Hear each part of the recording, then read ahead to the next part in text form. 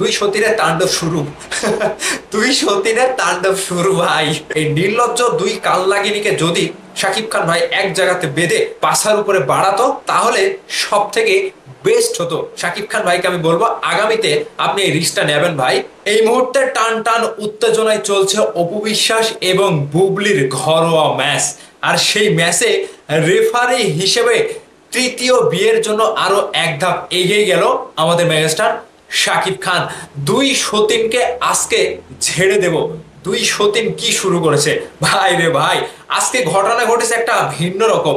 চিত্রনায়িকা বুবলি তার ছোট ছেলে বীরকে নিয়ে এবং শাকিব খানকে নিয়ে একটি পোস্ট করে ফেসবুকে। শাকিব খান যেখানে তার বীরকে নিয়ে খুবই আনন্দ খুশি ভালোবাসায় মগ্ন হয়ে আছে।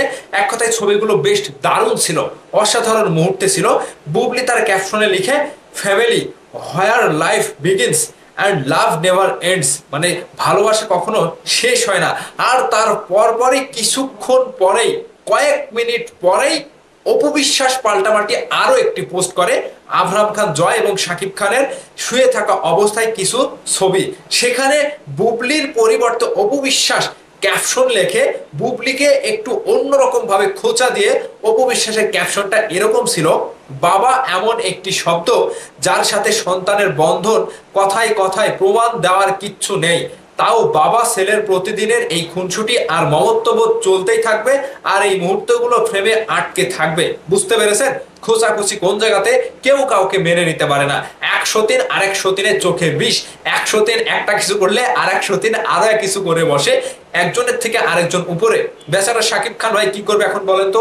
রেফারি হিসেবে শাকিব খানের তৃতীয় বিয়ে করাটা স্বাভাবিক কি না? আর এই যে দুই সতীনের চুল ছেঁড়াছেড়ি ঝগড়াঝগড়ি, এই ভাই আমরা কি বলবো, বিপদে থাকি। আমরা খুবই বিপদে থাকি।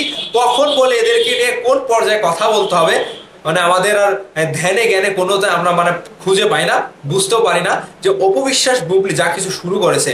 এই যে দুই সতীন থেকে শাকিব খানকে বেরিয়ে আসতে হলে শুধু সন্তানের জন্য শাকিব খান এদের মুখের দিকে চেয়ে থাকে জানেন। মানে এদেরকে আচ্ছা তারে যদি ধোলাই দেওয়া যেত দুই সতীনকে, দুই কালনাগিনীকে, তাহলে সবকিছু ঠান্ডা হয়ে যেত। এই যে সোশ্যাল মিডিয়াতে এগুলো কীর্তিকলাপ দেখে মানুষজন কি করে, হাসাহাসি করে না? শাকিব খানের মান সম্মান নষ্ট হয় না? বুবলি অপু বিশ্বাস এদের কি একটু লজ্জা শরম নাই? দুই সতীনকে মনে হচ্ছে একেবারে মানে কি বলবো, এতটাই রাগ হচ্ছে শাকিব খানের সন্তানকে নিয়ে তোরা হাসি ঠাট্টায় মেতেছিস। অপু বিশ্বাস বুবলি দুইজনকে বলছি, তোরা যে নির্লজ্জ, তোরা যে একটা বেহায়া, তোরা যে একটা অসভ্য, সেটা আবারও প্রমাণ করলি। শাকিব খান তার সন্তানদেরকে নিয়ে যা কিছু করে ঘরের মধ্যে, তোরা সেগুলো নিয়ে যুদ্ধ বেঁধে দিছিস, যুদ্ধ লাগিয়ে দিয়ে দুজন দুজনকে পাল্টাপাল্টে আক্রমণাত্মক পোস্ট করছিস। মান সম্মান কার যাচ্ছে? তোদের যাচ্ছে না?